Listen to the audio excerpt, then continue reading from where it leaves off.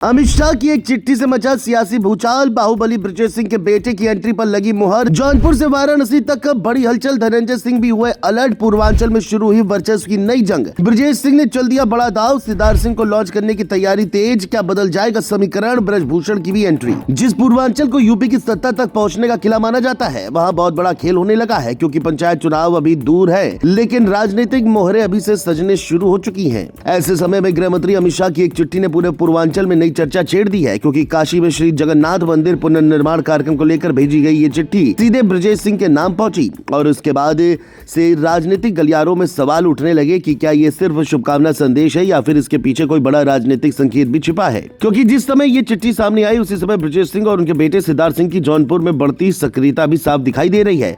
अब लोग इसे 2027 की तैयारी और पंचायत चुनाव की बड़ी बिसात को जोड़कर देख रहे हैं, जिसने धनंजय सिंह की भी मुश्किलों को बढ़ा दिया है। कैसे, चलिए आपको सब बताते हैं। दरअसल पिछले कुछ महीनों से ब्रजेश सिंह ने जिस तरह जौनपुर में अपनी मौजूदगी बढ़ाई है, उसने कई नेताओं की धड़कनें बढ़ा दी है। वाराणसी, चंदौली, गाजीपुर और भदोही तक सीमित रहने वाले ब्रजेश सिंह अब लगातार जौनपुर में कार्यक्रम कर रहे हैं। उनके बेटे सिद्धार्थ सिंह भी जनता के बीच सक्रिय नजर आ रहे हैं। चर्चा है कि जिला पंचायत चुनाव के जरिए सिद्धार्थ सिंह की औपचारिक राजनीतिक एंट्री कराई जा सकती है। इसी वजह से अमित शाह की चिट्ठी को भी कई लोग राजनीतिक ताकत के प्रदर्शन के रूप में देख रहे हैं। लेकिन कहानी का दूसरा पक्ष भी उतना ही दिलचस्प है। जौनपुर को लंबे समय से धनंजय सिंह का प्रभाव क्षेत्र माना जाता रहा है। वर्तमान में जिला पंचायत अध्यक्ष की कुर्सी पर उनकी पत्नी श्रीकला सिंह बैठी हैं और स्थानीय राजनीति में उनका मजबूत नेटवर्क माना जाता है। ऐसे में अगर सिद्धार्थ सिंह चुनावी मैदान में उतरते हैं तो ये मुकाबला सिर्फ दो उम्मीदवारों का नहीं, बल्कि दो प्रभावशाली राजनीतिक परिवारों की प्रतिष्ठा की लड़ाई बन जाएगा। यहीं पर एक और बड़ा नाम चर्चा में आता है और वो है ब्रजभूषण शरण सिंह का, क्योंकि पिछले कुछ समय से धनंजय सिंह और ब्रजभूषण की बढ़ती नजदीकियों ने भी पूर्वांचल की राजनीति में नई समीकरण पैदा किए हैं। कई कार्यक्रमों में दोनों नेताओं की एक साथ मौजूदगी ने राजनीतिक संदेश दिया है।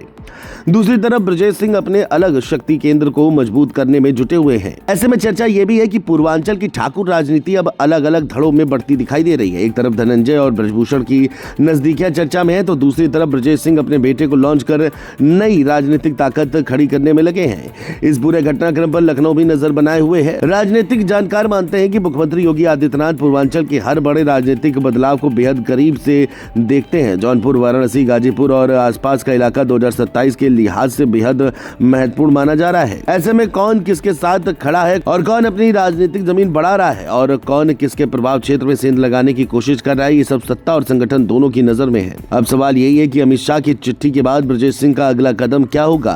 क्या सिद्धार्थ सिंह की राजनीतिक एंट्री जल्द औपचारिक रूप में दिखाई देगी? क्या धनंजय सिंह अपने गढ़ को बचाने के लिए नई रणनीति बनाएंगे? क्या ब्रजभूषण और धनंजय की बढ़ती नजदीकियां आगे चलकर बड़ा समीकरण बनेंगी? और सबसे अहम सवाल, क्या जौनपुर की ये लड़ाई 2027 के चुनावी नक्शे को प्रभावित करेंगी? फिलहाल इतना तय है कि पूर्वांचल में राजनीतिक शतरंज की बिसात बिक चुकी है, चालें चलनी शुरू हो गई हैं और जौनपुर इस पूरे सियासी संग्राम का सबसे बड़ा केंद्र बन चुका है। अब सबकी नजर अगले दांव पर टिकी हुई है।